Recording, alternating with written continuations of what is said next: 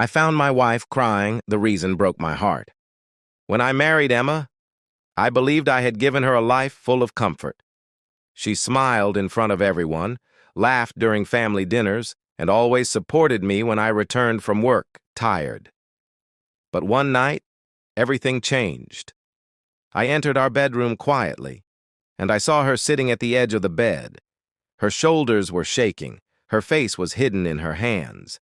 At first, I thought she was reading something sad, but then I heard the soft sound of her crying.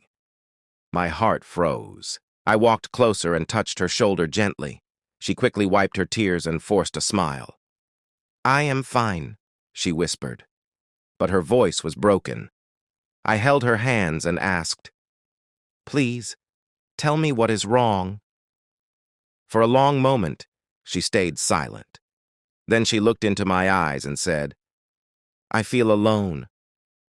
Those words hit me like a storm. I lived in the same house with her, but I had never noticed her loneliness. I had been too busy with work, with life, with everything except her heart. I remembered all the times she had tried to talk to me while I was checking emails, all the times she had asked me to go for a walk, but I said I was tired.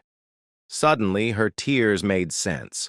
I realized I had given her a house, but not my time. I had given her money, but not my attention. I hugged her tightly and whispered, "I am so sorry, Emma. I never saw your pain." She cried harder against my chest, as if years of silence were breaking out at once. The next morning, I decided to change. I took a day off from work without telling her. When she came into the kitchen, she found me making breakfast. She laughed through her tears and said, "You will burn the eggs." But for the first time in a long while, her laugh was real. We sat together and ate a simple meal, just the two of us. I listened to her stories, her worries, her small dreams, and I realized I had forgotten how much beauty was hidden in her words. Later that day, I suggested we go for a walk in the park. She looked at me with wide eyes. "Really? You are not busy?" I shook my head and smiled. Hand in hand, we walked under the trees. She told me about the flowers she loved, the children she watched playing, and how she wished we could do this more often. I felt guilt, but also hope. I promised myself I would never let her feel invisible again. She deserved more than silence. She deserved my heart. But the reason behind her tears was deeper than I imagined. That night, she finally confessed, "I miss my father. He used to talk to me every day. After his death, the house feels empty. I thought you would fill that space, but you were always busy." My chest tightened.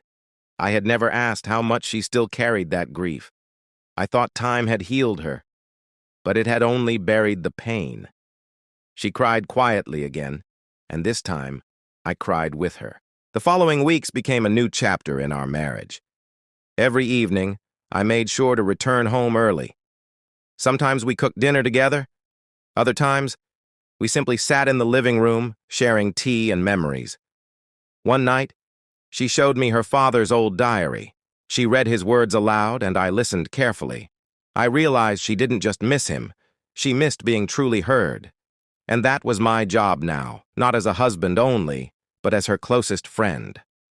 Emma also started smiling more. She painted again, something she had stopped after marriage. One morning, I came home from the market and saw her by the window with brushes in her hand. The canvas was full of colors, bright blues, soft pinks, deep greens.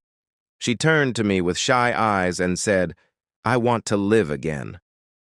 Those words healed me. I knew I was seeing the woman I had fallen in love with return, and I promised to protect that light forever. One weekend, I took her to her father's favorite place, a quiet hill outside the city. She was surprised but happy. We sat under the open sky and she closed her eyes, feeling the wind. "He used to bring me here," she whispered. I held her hand and said, "Now I will bring you here, as often as you want." Tears filled her eyes again, but this time they were not from pain. They were from love. I finally understood what she needed. presence, not just promises. Daniel, my closest friend, once told me, marriage is not about living under the same roof. It's about living inside the same heart. I never understood those words until now. Emma had always been beside me, but I was absent in her world.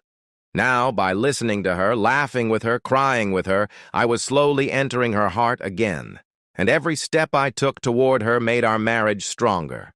I wondered how close we might have been if I had listened earlier. One evening, while we were having dinner together, Emma suddenly looked at me and said, "You have changed." I laughed and asked, "For good or bad?" She smiled softly.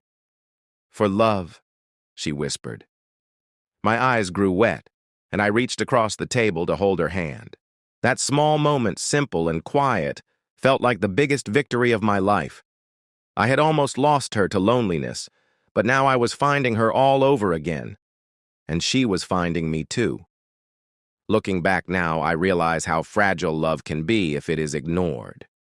A house can be full of furniture and money, but if the heart is empty, nothing matters. Emma's tears taught me that love is not about big gifts. It is about small actions, soft words, and shared moments. I almost broke her heart without knowing, but by listening, by caring, I learned the truth. When you find your partner crying, never look away. Sometimes those tears are the key to a deeper love.